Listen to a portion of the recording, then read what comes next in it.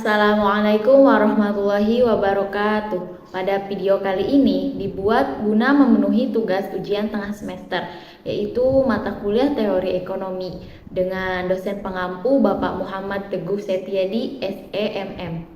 Sebelumnya perkenalkan, nama saya Mita Miftahul Janah dari kelas RA1 Manajemen dengan NIM 220109 Fakultas Ekonomi dan Bisnis Universitas Primagraha. Baik, langsung saja.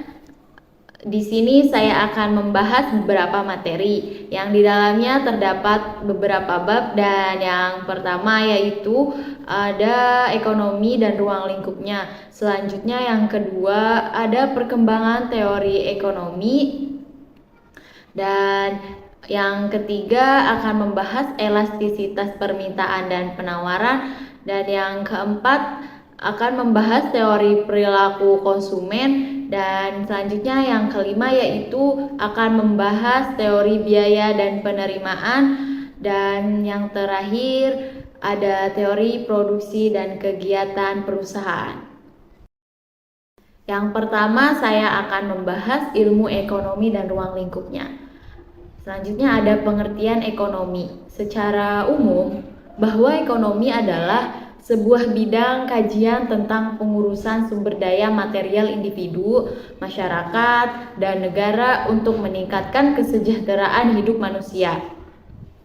Karena ekonomi merupakan ilmu tentang perilaku dan tindakan manusia untuk memenuhi kebutuhan hidupnya yang bervariasi dan berkembang dengan sumber daya yang ada melalui pilihan-pilihan kegiatan produksi, konsumsi, dan distribusi. Selanjutnya pengertian ekonomi menurut para ahli. Menurut Adam Smith, ekonomi ialah penyelidikan tentang keadaan dan sebab adanya kekayaan negara. Menurut Paul A. Samuelson, ekonomi merupakan cara-cara yang dilakukan manusia dan kelompoknya untuk memanfaatkan sumber-sumber yang terbatas, yaitu untuk memperoleh berbagai komoditi dan mendistribusikannya untuk dikonsumsi oleh masyarakat. Selanjutnya ada ekonomi positif. Ilmu ekonomi positif hanya membahas deskripsi mengenai fakta, situasi, dan hubungan yang terjadi dalam ekonomi. Ilmu ekonomi positif merupakan ilmu yang melibatkan diri dalam masalah. Nah, yang selanjutnya yaitu ilmu ekonomi normatif. Ilmu ekonomi normatif hanya membahas pertimbangan-pertimbangan nilai etika. Ilmu ekonomi normatif beranggapan bahwa ilmu ekonomi harus melibatkan diri secara jawaban atas masalah. Dan ada pula ruang lingkup ilmu ekonomi. Ilmu ekonomi memiliki ruang lingkup mikro dan makro, sehingga mudah untuk dipelajari. Jadi keduanya itu memberikan batasan dan asmal yang jelas. Yang pertama yaitu ada ekonomi makro. Ekonomi makro merupakan cabang ilmu ekonomi yang khusus mempelajari mekanisme bekerjanya perekonomian sebagai suatu keseluruhan atau agregat yang berkaitan dengan penggunaan faktor produksi yang tersedia secara efisien agar kemakmuran masyarakat dapat dimaksimumkan. Dan yang kedua, ekonomi mikro. Ekonomi mikro merupakan cabang ilmu ekonomi yang khusus mempelajari bagian-bagian kecil atau aspek individual dari keseluruhan kegiatan perekonomian. Nah, analisis dalam teori ekonomi mikro antara lain meliputi perilaku pembeli atau konsumen dan produsen secara individual dalam pasar. Sikap dan perilaku konsumen akan tercermin dalam menggunakan pendapatan yang diperolehnya, sedangkan sikap dan perilaku produsen akan tercermin dalam menawarkan barangnya.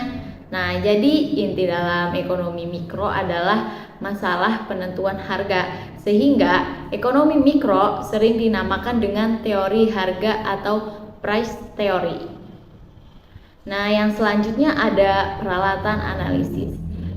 Ilmu ekonomi juga memerlukan alat analisis untuk menerangkan teori-teorinya dan untuk menguji kebenaran teori-teori tersebut.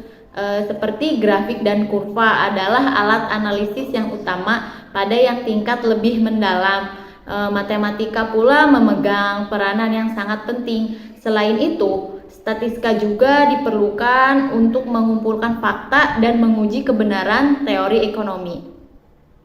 Selanjutnya ada metode ilmu ekonomi, yaitu metode ilmu ekonomi secara sederhana merupakan upaya manusia untuk memenuhi kebutuhannya yang bersifat tidak terbatas dan alat pemenuhan kebutuhan yang berupa barang dan jasa yang bersifat langka dan terbatas serta memiliki kegunaan yang alternatif. Untuk itu, untuk cara memenuhi kebutuhannya berkaitan dengan metode-metode dalam ilmu ekonomi tersebut. Ada pula metode yang digunakan dalam ilmu ekonomi menurut Charman, yaitu sebagai berikut. Seperti metode induktif. Metode induktif adalah metode di mana suatu keputusan yang dilakukan dengan mengumpulkan semua data informasi yang ada dalam realitas kehidupan. Metode matematika adalah metode yang digunakan untuk memecahkan masalah-masalah ekonomi dengan cara pemecahan, yaitu dengan soal-soal secara matematis. Jadi maksudnya yaitu bahwa dalam matematika terdapat kebiasaan yang dimulai dengan pembahasan dalil. Nah, yang selanjutnya ada metode statistika. Metode statistika adalah suatu metode yang pemecahan masalah ekonomi dengan cara pengumpulan, pengolahan, analisis, penafsiran, dan penyajian data dalam bentuk angka-angka secara statistik. Dari angka-angka yang disajikan kemudian dapat diketahui permasalahan yang sesungguhnya. Nah, selanjutnya saya akan membahas perkembangan teori ekonomi. Selanjutnya yaitu ada sejarah perkembangan ekonomi. Ekonomi di dunia kuno. Jadi ilmu ekonomi dalam bentuk dasarnya yaitu dimulai pada zaman perunggu pada tahun 4000-2500 sebelum Masehi dengan dokumen tertulis di 4 wilayah di dunia, Sumeria dan Babilonia 3500 sampai 2500 sebelum Masehi, peradaban lembah Sungai Indus 3300 sebelum Masehi yang di wilayah disebut sekarang dengan Afghanistan, Pakistan, dan India, sepanjang Sungai Yangtze di Tiongkok dan lembah Nil di Mesir yang dimulai sekitar tahun 3500 sebelum Masehi. Selanjutnya ada perkembangan ekonomi di era digital. Indonesia merupakan salah satu negara yang memiliki potensi besar untuk perkembangan ekonomi digital. Dari Google dan Temasek 2018 dalam hasil penelitiannya bahwa salah satu hal yang mendukung perkembangan internet ekonomi di Indonesia adalah banyaknya jumlah pengguna internet di Indonesia. Dari beberapa fakta lain yang mendukung perkembangan ekonomi digital di Indonesia antara lain sebagai berikut. Indonesia diperkirakan memiliki pasar perdagangan online sebesar 5 miliar untuk perdagangan online formal dan lebih dari 3 miliar untuk perdagangan online informal. Dan di Indonesia diperkirakan memiliki 30 juta pembeli online, yaitu pada tahun 2017 dengan total populasi sekitar 260 juta. Materi selanjutnya yang akan saya bahas adalah elastisitas permintaan dan penawaran. Yang pertama ada pengertian elastisitas permintaan. Adalah suatu alat atau konsep yang digunakan untuk mengukur derajat kepekaan atau respon perubahan jumlah atau kualitas barang yang dibeli sebagai akibat perubahan faktor yang mempengaruhi. Jadi dalam hal ini pada dasarnya ada 3 variabel. Yang pertama, elastisitas harga permintaan. Elastisitas harga permintaan adalah derajat kepekaan atau respon permintaan akibat perubahan harga barang, atau dengan kata lain merupakan perbandingan daripada presentasi.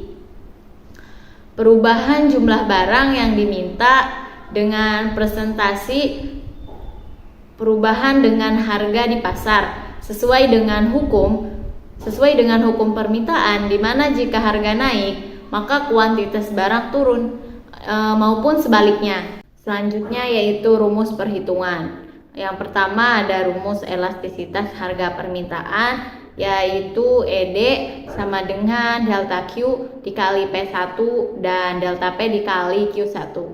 Keterangannya adalah ED sama dengan elastisitas permintaan, delta Q atau perubahan permintaan, delta P sama dengan perubahan harga, P sama dengan harga awal, Q jumlah permintaan awal. Nah, selanjutnya ada rumus elastisitas silang.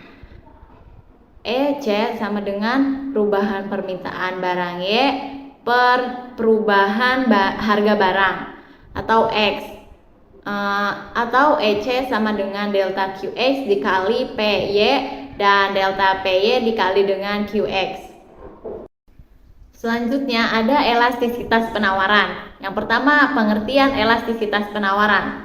Elastisitas penawaran ialah perbandingan antara seberapa besar perubahan jumlah barang yang ditawarkan sebagai akibat dari perubahan harga. Nah, selanjutnya yang kedua ada tingkat elastisitas kurva penawaran. Elastisitas penawaran mempunyai sifat-sifat yang bersamaan dengan elastisitas permintaan, yaitu terdapat 5 tingkat elastisitas.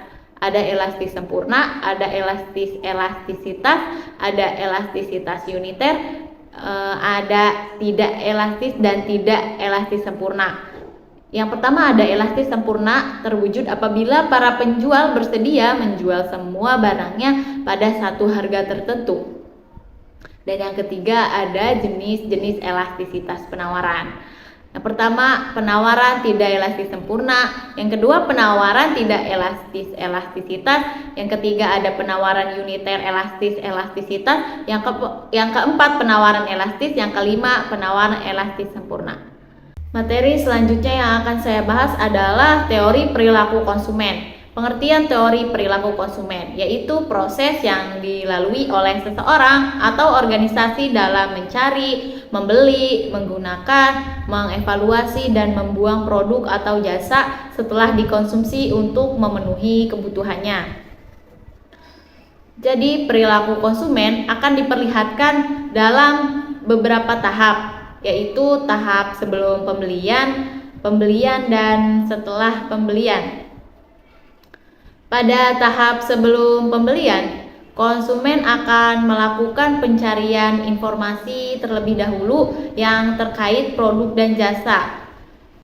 Perilaku konsumen menurut para ahli. Menurut James F. Engel, didefinisikan tindakan-tindakan individu secara langsung terlibat dalam usaha memperoleh dan menggunakan barang-barang jasa ekonomi, termasuk proses pengambilan keputusan yang mendahulu dan menentukan tindakan-tindakan tersebut. Dan selanjutnya ada pun faktor-faktor yang mempengaruhi perilaku konsumen, yaitu faktor yang menurut para ahli. Yang pertama ada pengaruh lingkungan. Yang kedua ada perbedaan dan pengaruh individu, dan yang terakhir ada proses psikologis. Yang selanjutnya ada 2 macam pendekatan. Yang pertama ada pendekatan kardinal. Jadi pendekatan ini didasarkan asumsi bahwa tingkat kepuasan yang diperoleh konsumen dari kegiatan mengkonsumsi suatu barang dapat diukur dengan satuan atau jumlah tertentu seperti uang atau buah. Dengan kata lain, semakin besar jumlah barang yang dikonsumsi, akan semakin besar pula tingkat kepuasan konsumen. Dan di samping ini adalah tabel contohnya. Yang kedua ada pendekatan ordinal. Pendekatan ini menyatakan bahwa utilitas tidak dapat dihitung, melainkan hanya dapat dibandingkan. Jadi menurut teori ini yang berlaku adalah apalah seseorang konsumen lebih menyukai kombinasi barang tertentu daripada kombinasi barang lainnya. Jadi dengan kata lain, pendekatan ini lebih memberikan penekanan pada preferensi dengan membuat peringkat atau urutan-urutan kombinasi barang yang dikonsumsi. Dan di bawah ini contoh tabel, dan di samping tabel itu adalah kurva indiferensi. Dan yang terakhir adalah manfaat perilaku konsumen. Yang pertama, membujuk konsumen untuk membeli produk yang dipasarkan. Yang kedua, memahami konsumen dalam berperilaku, bertindak dan berpikir agar pemasar atau agar produsen mampu memasarkan produknya dengan baik. Dan yang ketiga, memahami mengapa dan bagaimana konsumen mengambil keputusan sehingga pemasar atau produsen dapat menyetujuinya dengan baik. Materi selanjutnya yaitu teori biaya dan penerimaan. Yang pertama ada pengertian biaya.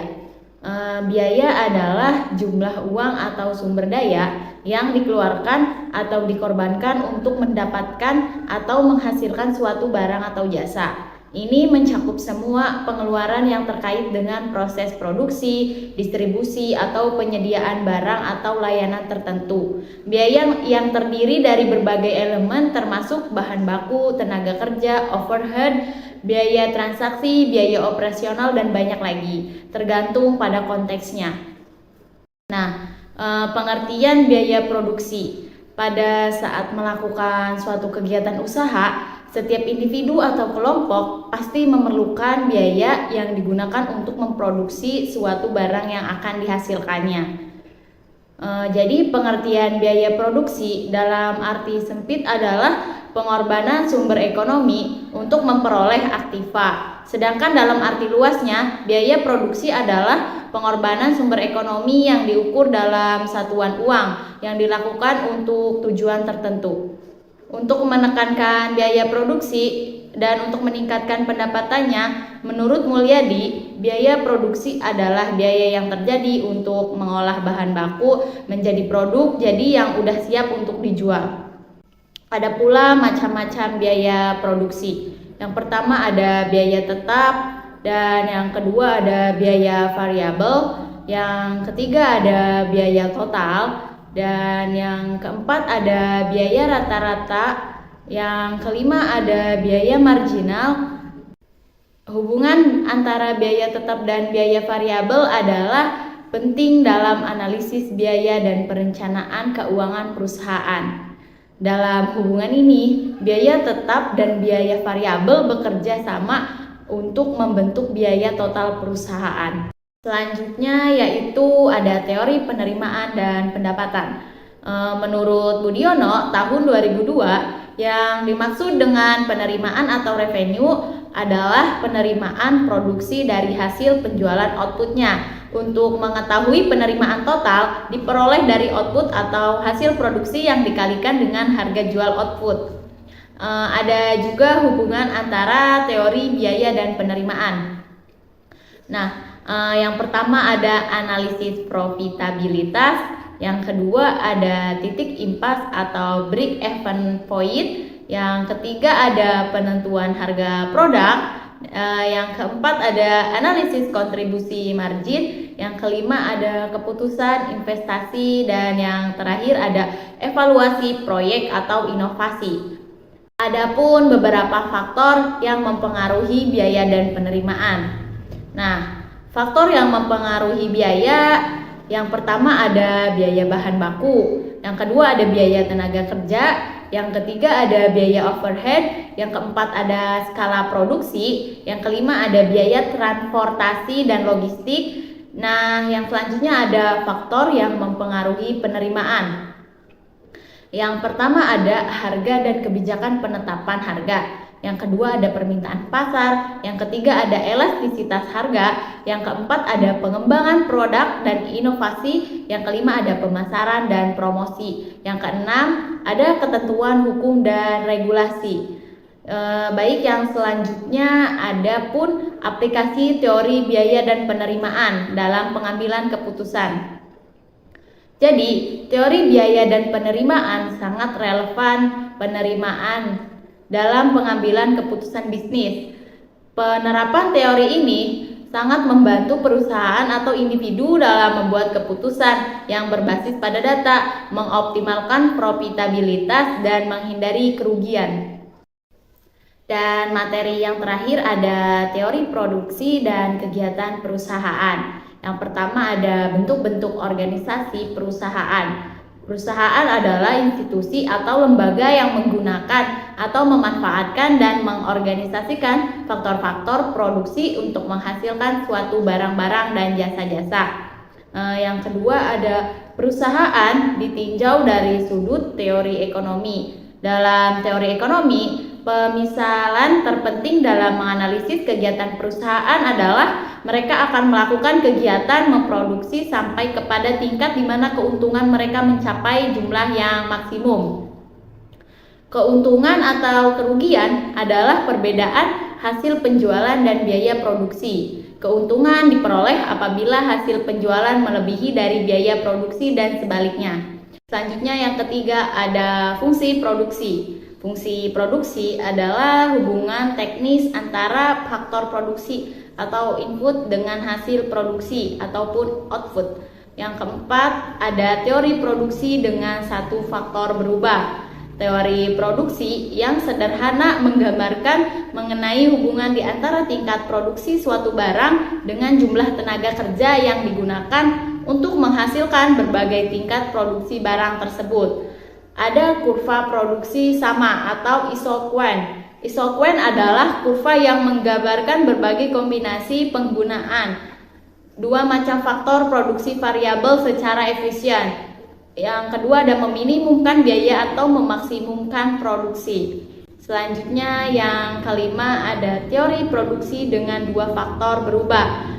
Misalnya yang dapat diubah adalah tenaga kerja dan modal. Kedua faktor produk ini dapat ditukarkan penggunaannya, yaitu tenaga kerja dapat menggantikan modal dan sebaliknya. Dan yang terakhir ada hukum hasil lebih yang semakin berkurang.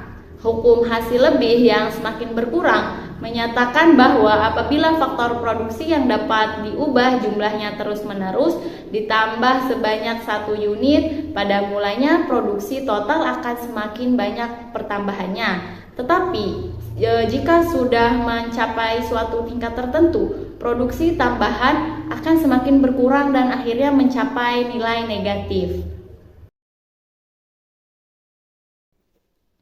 Yang pertama ada kebijakan pasar. Pengertian pasar. Bagaimanapun bentuknya, pasar adalah sesuatu sarana yang di dalamnya ada unsur penjual dan pembeli, baik itu pasar tradisional, pasar modern, dan banyak lagi macam bentuknya. Yang di dalamnya pasar juga merupakan tempat bertemunya antara penjual dan pembeli, baik secara langsung maupun tidak. Jadi kebanyakan pasar yang ada merupakan pasar yang hubungan antara pembeli dan penjualnya itu langsung, tapi banyak juga pasar yang antar penjual dan pembelinya itu berhubungannya secara tidak langsung. Ada alokasi sumber daya, penentuan harga, kompetisi, distribusi pendapatan, informasi, fleksibilitas, stabilitas ekonomi. Ya, selanjutnya ada sistem struktur pasar. Struktur pasar adalah penggolongan produsen kepada beberapa bentuk pasar berdasarkan pada ciri-ciri seperti jenis produk yang dihasilkan.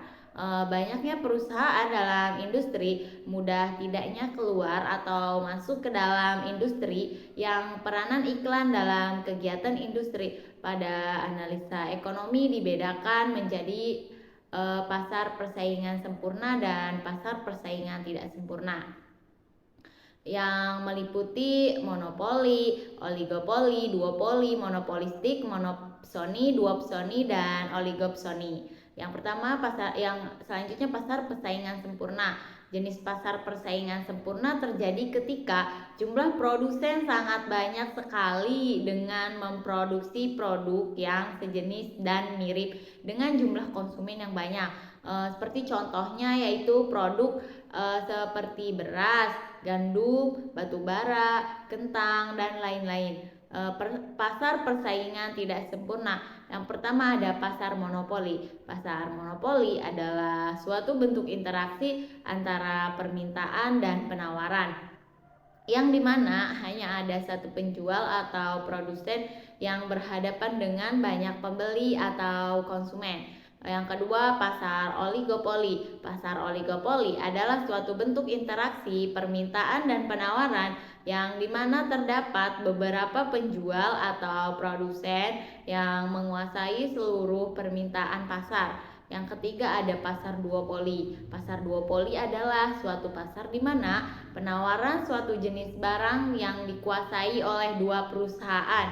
Nah, contohnya yaitu penawaran minyak, pelumas dikuasai oleh Pertamina dan Caltex. Yang keempat ada pasar monopolistik. Monopolistik adalah suatu bentuk interaksi antara permintaan dengan penawaran yang dimana terdapat sejumlah besar penjual yang menawarkan barang yang sama. Yang selanjutnya ada pasar monopsoni. Pasar monopsoni adalah suatu bentuk interaksi antara permintaan dan penawaran di mana permintaannya atau pembeli hanya satu perusahaan. Nah, yang keenam ada pasar duopsoni. Duopsoni adalah suatu pasar di mana hanya dikuasai oleh dua orang atau kelompok pembeli sebagai konsumen. Selanjutnya ada pasar oligopsoni. Oligopsoni adalah bentuk pasar di mana barang yang dihasilkan oleh beberapa perusahaan dan banyak perusahaan yang bertindak sebagai konsumen. Selanjutnya yaitu contoh struktur pasar. Yang pertama ada pasar persaingan sempurna. Contoh produknya ada beras, gandum, batu bara, dan lain-lain. Yang kedua ada pasar persaingan tidak sempurna. Yang pertama ada pasar monopoli. Perusahaan BUMN, PLN, Telkom Indonesia, perusahaan minyak bumi dan gas alam. Ada pasar oligopoli, yaitu industri sabun, baja, rokok, pasta gigi, dan lain-lain. Pasar duopoli, penawaran minyak pelumas dikuasai oleh Pertamina dan Caltex. Yang keempat ada pasar monopolistik, industri makanan kemasan, perabotan, rumah tangga, minuman dengan aneka rasa, baju atau pakaian. Pasar monopsoni yaitu PT Kereta Api Indonesia yang merupakan satu-satunya pembeli alat-alat kereta api. Ada pasar duopsoni yaitu infrastruktur telekomunikasi SLI yang dihasilkan oleh beberapa perusahaan yang ada hanya dibeli oleh dua perusahaan, yaitu PT Telkom dan PT Indosat. Ada pasar oligopsoni yaitu Telkom, Indosat, Mobile X, Excelkomindo adalah beberapa perusahaan yang pembeli infrastruktur telekomunikasi seluler. Jadi kesimpulannya adalah pasar merupakan tempat bertemunya antara penjual dan pembeli baik secara langsung ataupun tidak. Jadi pada analisa ekonomi, struktur pasar dibedakan menjadi dua. Yang pertama ada pasar persaingan sempurna dan pasar persaingan tidak sempurna. Yang meliputi yaitu monopoli, oligopoli, duopoli, monopolistik, monopsoni, duopsoni, dan oligopsoni. Materi selanjutnya yaitu pendapatan nasional. Pendapatan nasional menurut Wikipedia adalah jumlah pendapatan yang diterima oleh seluruh rumah tangga keluarga atau RTK di suatu negara dari penyerahan faktor-faktor produksi dalam suatu periode. Biasanya selama setahun, pendapatan nasional adalah salah satu indikator untuk dapat mengukur perkembangan tingkat pembangunan dan kesejahteraan pada suatu negara dalam waktu ke waktu.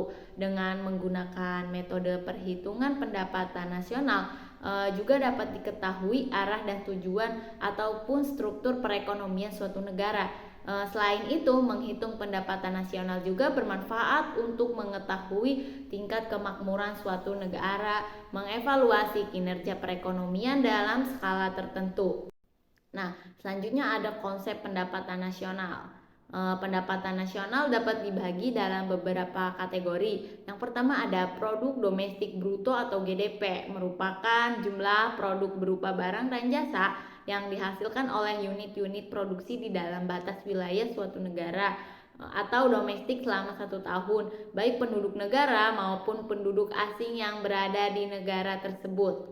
Yang kedua ada produk nasional bruto atau JNB, nilai produk berupa barang dan jasa yang dihasilkan oleh penduduk suatu negara selama 1 tahun termasuk yang dihasilkan warga negara tersebut yang berada di luar negeri. Yang ketiga ada produk nasional neto adalah JNP dikurangi depresiasi atau penyusutan barang modal atau sering pula disebut replacement.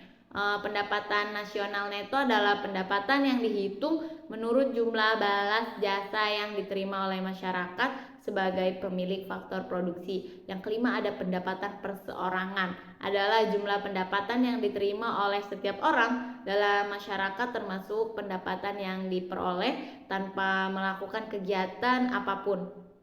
Nah, yang keenam ada pendapatan yang siap dibelanjakan. Adalah pendapatan yang siap untuk dimanfaatkan guna membeli barang dan jasa konsumsi, dan selebihnya menjadi tabungan yang disalurkan yang menjadi investasi. Selanjutnya ada faktor-faktor yang mempengaruhi pendapatan nasional. Yang pertama ada konsumsi. Konsumsi ini meliputi seluruh pengeluaran negara dalam rangka mendapatkan barang dan jasa dalam kurun waktu tertentu.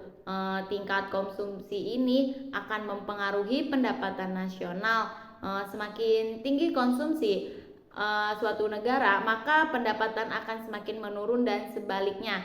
Yang kedua ada investasi dan tabungan. Aktivitas investasi dan tabungan sangat penting sebab berkaitan dengan samping negara. Faktor investasi dan tabungan juga dapat menghasilkan keuntungan di masa depan sehingga mampu meningkatkan pendapatan nasional. Yang ketiga ada permintaan dan penawaran agregat. Hal ini berhubungan erat dengan tingkat permintaan dan penawaran barang-barang berdasarkan tingkat harga perubahan pada faktor tersebut.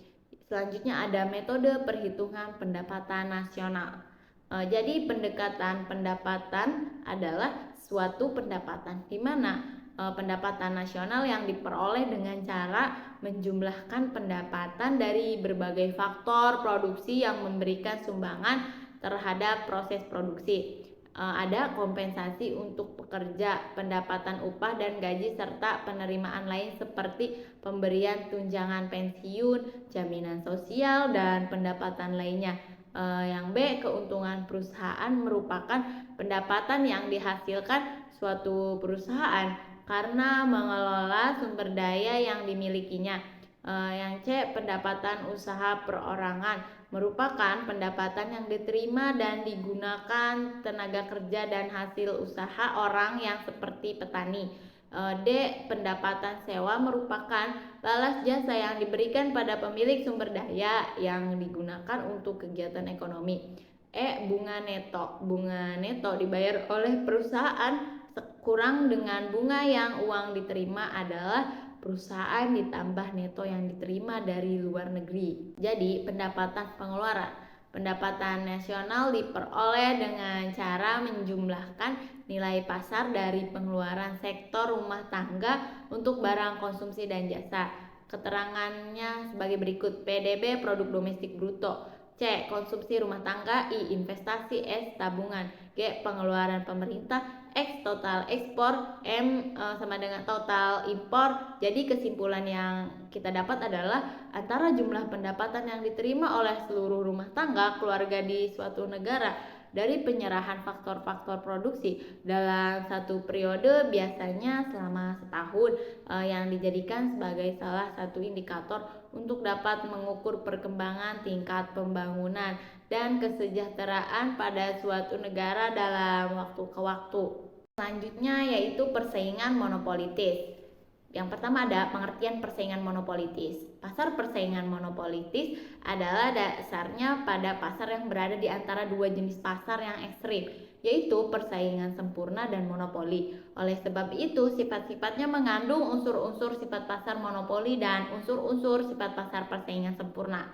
Jadi persaingan monopolitis adalah suatu kondisi yang dimana pasarnya mengarah pada pemisahan ekonomi menjadi beberapa pemain yang memiliki oligopoli dalam sebuah industri, dimana oligopolisti ini mengendalikan produksi dan distribusi sebagian besar komoditi yang dihasilkan oleh tiap-tiap pemain.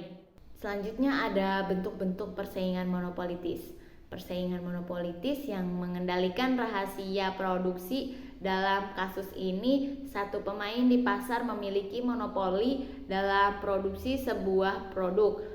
dan pemain lain bergantung pada produk tersebut untuk keberlangsungan mereka di pasar. Persaingan monopolitis yang mengendalikan rahasia distribusi. Dalam kasus ini, satu pemain memiliki monopoli dalam distribusi sebuah produk dan pemain lain bergantung pada produk tersebut untuk keberlangsungan mereka di pasar. Selanjutnya ada pula ciri-ciri persaingan monopolitis. Yang pertama ada diferensiasi produk. Diferensiasi produk adalah strategi pembeda antara produk yang dijual dengan produk sejenis lainnya, baik dengan kompetitor maupun dengan produk inti yang dimiliki. Yang kedua, pemahalan produk. Pemahalan produk merujuk pada keseluruhan pengetahuan tentang karakteristik, kegunaan, dan manfaat dari produk atau layanan yang dijual. Yang ketiga ada kebebasan masuk dan keluar pasar. Kebebasan masuk dan keluar pasar merujuk pada kemampuan perusahaan untuk memasuk dan keluar dari pasar dengan mudah dan efisien. Yang keempat ada kurva permintaan yang elastis. Kurva permintaan yang elastis menggambarkan hubungan antara harga suatu produk dan jumlah yang diminta, yang dimana perubahan harga menyebabkan perubahan jumlah yang diminta dalam proporsi yang lebih besar. Selanjutnya ada fungsi persaingan monopolitis. Yang pertama ada fungsi mengakumulasi pemain di pasar, yaitu persaingan monopolitis dapat mengakumulasi pemain di pasar karena pemain lain harus bergantung pada pemain dominan untuk keberlangsungan mereka di pasar. Yang kedua ada mengisaskan pemain ke dalam pasar. Persaingan monopolitis dapat mengisaskan pemain ke dalam pasar karena pemain lain harus bergantung pada pemain dominan untuk keberlangsungan. Yang ketiga, untuk memungkinkan perusahaan menetapkan harga yang sedikit berbeda berdasarkan diferensiasi produk. Selanjutnya ada sistem persaingan monopolitis. Yang pertama ada ketidakpuasan terhadap pasar sempurna dan monopoli. Karena kekhawatiran dari sistem pasar monopolistik, si produsen mungkin lebih puas dengan sistem pasar sempurna dan pasar monopoli. Yang kedua ada sumber daya alam yang melimpah. Sumber daya alam di Indonesia sangat melimpah, sehingga memungkinkan banyak orang atau produsen untuk memulai usaha dan menghadapi persaingan dengan produsen lain. Yang ketiga ada produk diferensial yang tidak terlalu tinggi. Diferensiasi produk yang tidak terlalu tinggi membuat setiap produsen lebih mudah dalam memaksimalkan keuntungan. Ada pula beberapa contoh pasar monopolistik. Yang pertama ada pasar kosmetik dan perawatan kulit. Banyak pula merek yang menawarkan produk-produk dengan berbagai bahan dan pasar kosmetik dan perawatan kulit. Mereka juga menawarkan berbagai produk untuk perawatan kulit dan kecantikan. Ada pasar pakaian. Pasar pakaian adalah pasar yang menawarkan berbagai jenis pakaian dengan berbagai desain atau bahan dan gaya. Jadi kesimpulan dari materi ini adalah pasar persaingan monopolitis adalah suatu pasar di mana terdapat banyak produsen yang menghasilkan barang berbeda corak atau differentiated product, di mana memiliki ciri-ciri yaitu terdapat banyak penjual. Barangnya bersifat berbeda corak, dapat mempengaruhi harga, keluar masuk relatif mudah, dan banyak melakukan persaingan bukan harga. Persaingan monopolitis memiliki kelebihan, yaitu diantaranya adalah menghasilkan barang yang berbeda corak dan distribusi pendapatan dalam masyarakat lebih merata. Sedangkan kelemahannya juga ada tingkat persaingan yang tinggi dan dibutuhkan modal yang besar untuk dapat masuk dalam pasar persaingan monopolitis. Selanjutnya yaitu pasar bebas dan kebijakan pemerintah. Yang pertama ada pengertian pasar bebas. Istilah pasar bebas digunakan sebagai sinonim untuk kapitalisme laissez-faire. Ketika kebanyakan orang membahas pengertian pasar bebas, yang mereka maksud adalah ekonomi dengan persaingan yang tidak terhalang. Jadi definisi yang lebih inklusif harus mencakup kegiatan ekonomi sukarela selama tidak dikendalikan oleh otoritas pusat yang memaksa. Pengertian pasar bebas menurut para ahli. Yang pertama ada pengertian pasar bebas menurut Adam Smith. Dikenal sebagai Bapak Ekonomi, Adam Smith mempunyai definisi berbeda mengenai pasar bebas. Jadi menurutnya itu, pengertian pasar bebas adalah pasar yang memberikan sebuah kebebasan pada masyarakat untuk melakukan jual beli, tak hanya berasal dari pasar lokal, namun penjual yang berasal dari luar negeri juga bebas menawarkan barang dan jasa mereka tanpa campur tangan pemerintah. Yang kedua ada menurut Britannica Encyclopedia. Menurut Britannica, jadi pengertian pasar bebas adalah pasar sebagai bentuk sistem pertukaran ekonomi. Namun, hal-hal yang berhubungan dengan pajak, kuota, kendali mutu, dan juga tarif tidak terpusat pada otoritas tertentu, termasuk pemerintah. Selanjutnya ada asas-asas dan jenis pasar bebas. Yang pertama ada asas-asas pasar bebas. Peran hukum dari pasar bebas ASEAN. Apakah hukum itu opportunity seperangkat ketentuan-ketentuan mengenai tingkah laku manusia dalam masyarakat yang berdasarkan kesepakatan tersebut di mana berlakunya. Yang kedua ada jenis pasar bebas. Ada perdagangan bebas adalah kebijakan di mana pemerintah tidak melakukan diskriminasi terhadap impor ataupun ekspor. Jadi pemerintah juga dapat membatasi perdagangan bebas untuk membatasi ekspor sumber daya alam. Hambatan lain yang dapat menghambat perdagangan termasuk kuota impor, pajak, dan hambatan non-tarif seperti undang-undang peraturan. Selanjutnya ada jenis-jenis pasar bebas. Yang pertama ada AFTA atau ASEAN Free Trade Area. Yang kedua ada NAFTA, North America Free Trade Area. Yang ketiga ada CAFTA, China ASEAN Free Trade Area. Yang keempat ada APEC, Asia Pacific Economic Trade Area. Selanjutnya ada fungsi dan tujuan pasar bebas. Yang pertama, fungsi pasar bebas adalah memberikan kebebasan kepada masyarakat dalam melakukan aktivitas ekonomi baik ekspor maupun impor, serta memberikan transparansi informasi berkaitan kuantitas permintaan dan harga barang. Selanjutnya ada ciri-ciri pasar bebas. Semua sumber beserta alat produksi dapat bebas dimiliki dan diatur oleh semua pihak.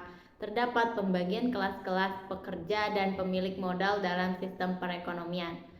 Selanjutnya ada tujuan pasar bebas. Yang pertama, untuk memperluas pasar. Yang kedua, pasar bebas adalah satu di antara sarana guna memperluas jangkauan konsumen untuk suatu produk.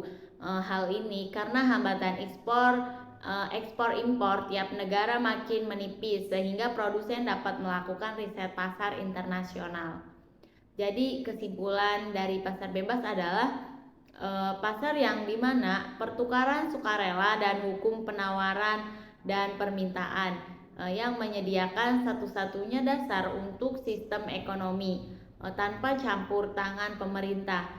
Fitur utama yang dipakai pasar bebas adalah tidak adanya transaksi atau kondisi yang dipaksakan pada transaksi. Jadi sebagian besar pemerintah masih memberlakukan beberapa kebijakan. Yang selanjutnya adalah kebijakan fiskal dan kebijakan moneter. Yang pertama ada kebijakan fiskal. Jadi kebijakan fiskal adalah langkah-langkah pemerintah untuk membuat perubahan-perubahan dalam sistem pajak atau dalam perbelanjaannya dengan maksud untuk mengatasi masalah-masalah ekonomi yang dihadapi. Kebijakan fiskal adalah kebijakan ekonomi yang digunakan pemerintah untuk mengarahkan perekonomian ke kondisi yang lebih baik atau yang diinginkan dengan cara mengubah-ubah penerimaan dan pengeluaran pemerintah. Kebijakan fiskal juga merujuk pada kebijakan yang dibuat pemerintah untuk mengarahkan ekonomi suatu negara melalui pengeluaran dan pendapatan yang berupa pajak pemerintah.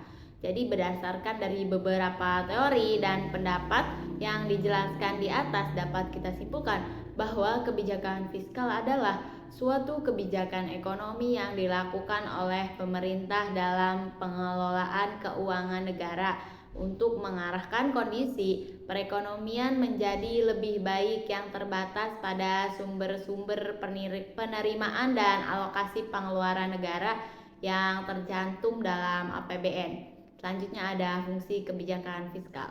Nah, terdapat 3 aktivitas utama dari otoritas fiskal yang mencerminkan fungsi spesifik dari kebijakan fiskal, yaitu ada fungsi alokasi, distribusi, dan stabilisasi. Tujuan kebijakan fiskal adalah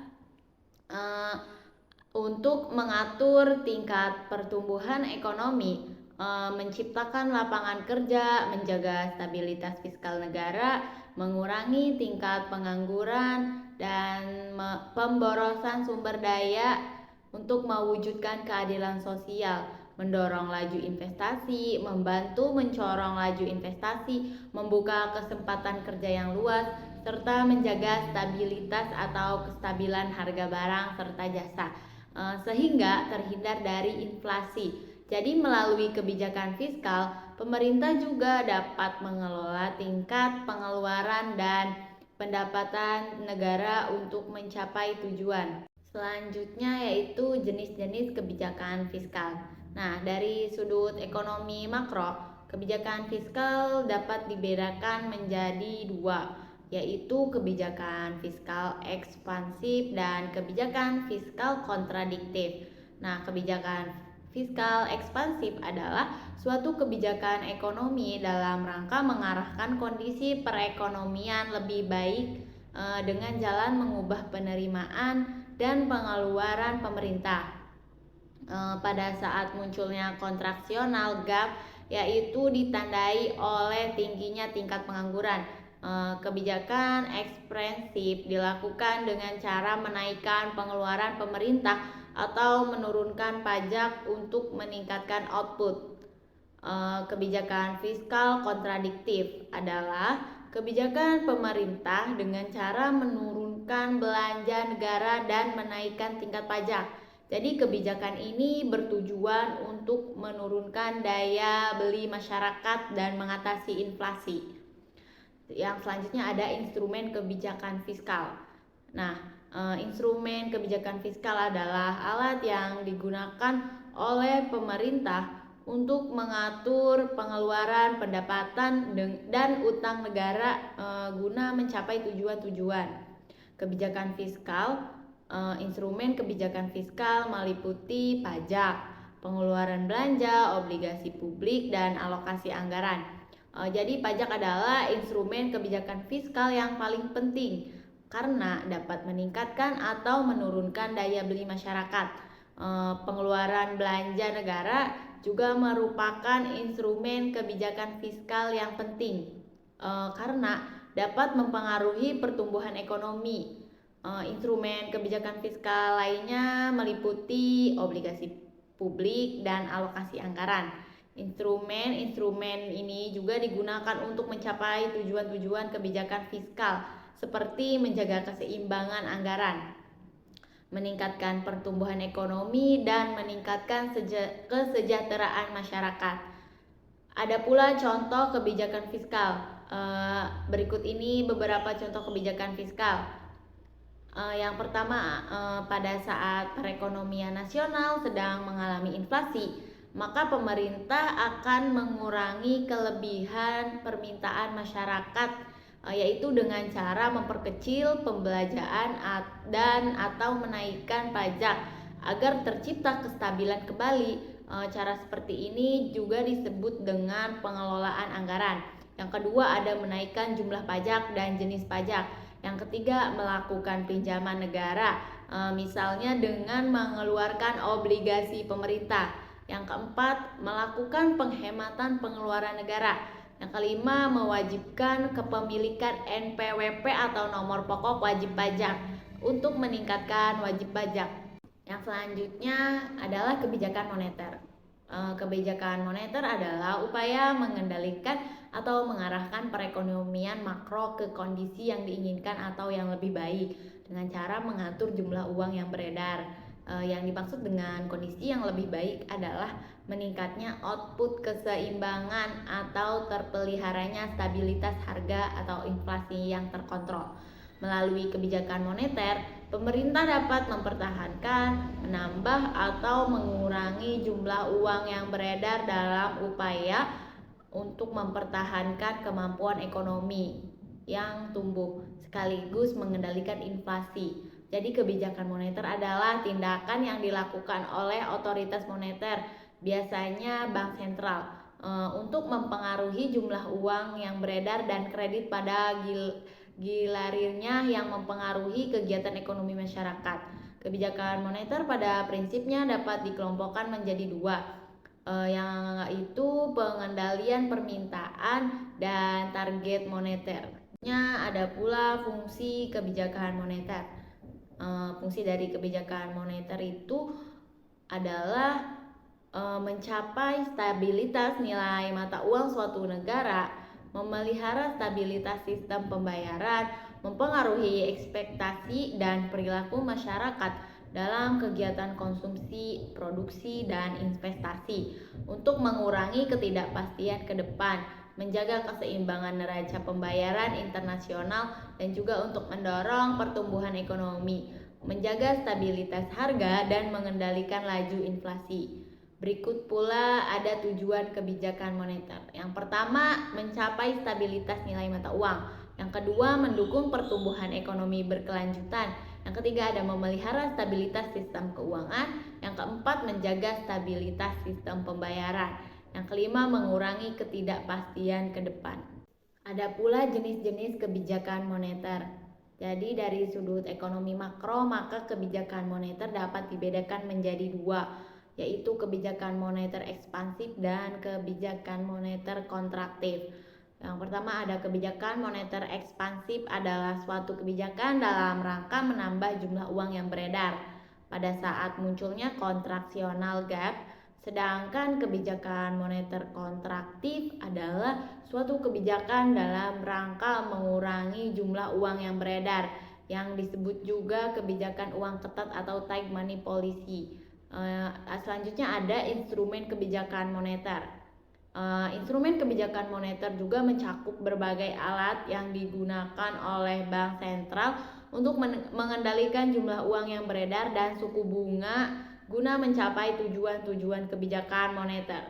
Berikut beberapa instrumen kebijakan moneter yang umum digunakan, antara lain yang pertama ada kebijakan diskonto, yang kedua ada operasi pasar terbuka, yang ketiga kebijakan rasio cadangan wajib.